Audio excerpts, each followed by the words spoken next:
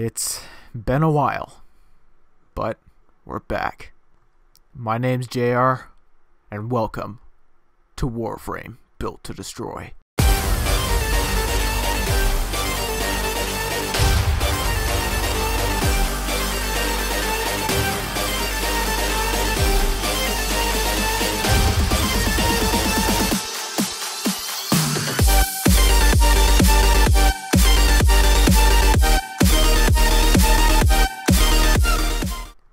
Hey, what's up, pups?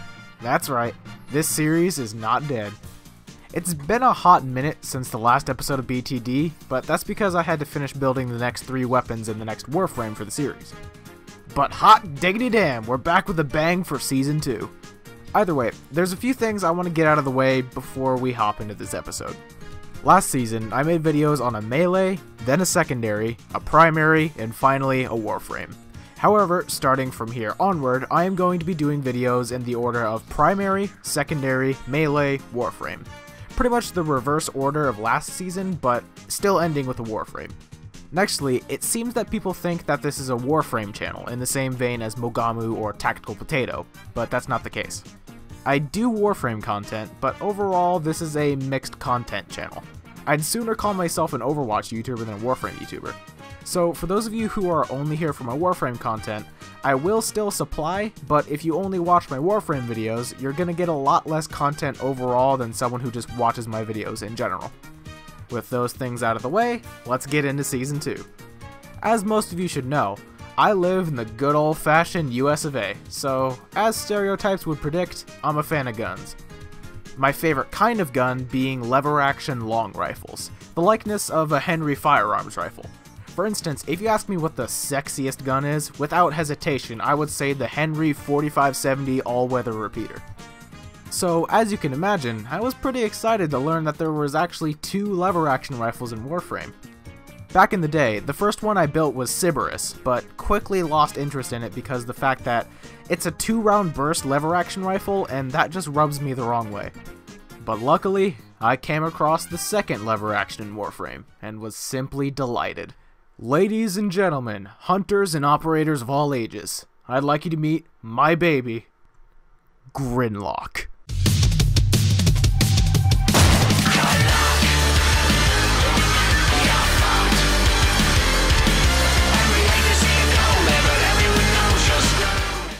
Grinlok is a Grineer lever-action precision rifle. It comes loaded with 120 base damage favoring impact damage, but only lacking in puncture damage.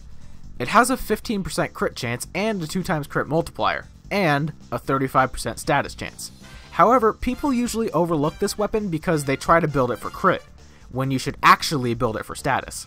With its 35% status chance, you can throw on 2 dual status mods like Malignant Force and Thermite rounds, as well as Split Chamber to get it up to a 93.9% status chance, making it so you proc almost every shot.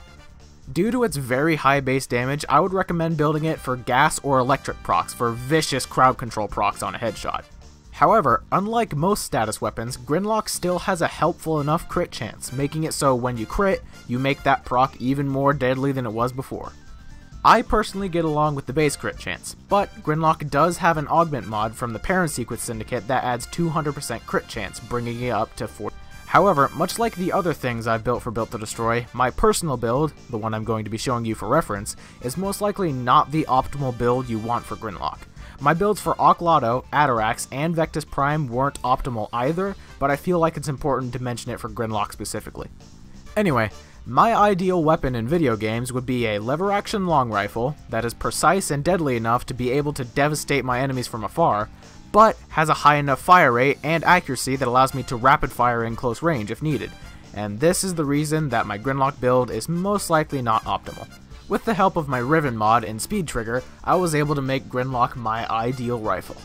My Riven mod, Grinlok Craniata, adds 191.4% damage and 81.2% fire rate, which, with the assistance of Speed Trigger, gets Grinlok up to a fire rate of 4.02 rounds per second, as opposed to its base 1.67 rounds a second. This allows me to take down enemies from afar with deadly precision, but rapid fire heavy units when they get a bit too close. By the way, is deadly precision a mod in Warframe? If not, I think I just named a new mod. Either way, shall we get to the actual stats of my build? I have a 4-forma build on Grinlok with the mods Serration, Split Chamber, and Grinlok Craniata to boost my overall damage, as well as Speed Trigger to boost the fire rate along with my Riven. To make use of those vicious procs, I build my Grinlok for gas damage, with the mods Infected Clip and Hellfire adding Toxin and Heat damage to make the deadly gas, as well as Malignant Force and Thermite rounds boosting my gas damage a bit more, as well as giving it more status chance.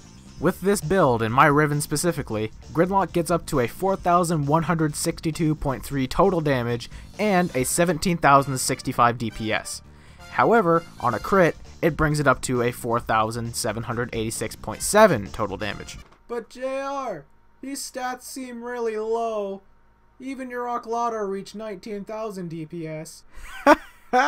Shut the fuck up. Did you notice all of those times I alluded to how deadly or vicious the procs on this thing were? That is for a major reason. Grinlok lives for procs. I'd try and explain it to you myself, but I think I'll let the footage do the talking. Proof is in the pudding after all.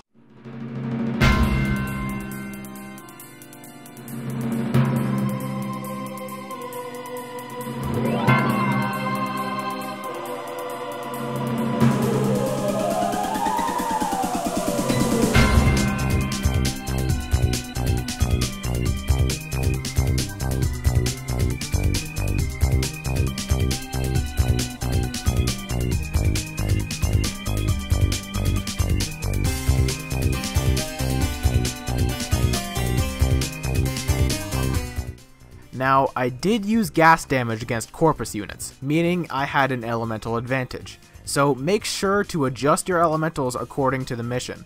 You shouldn't have to worry about it levels 1 through 65 or so, but if you're going for high level gameplay, it is vital that you make sure that you have the right elements set up for your weapon.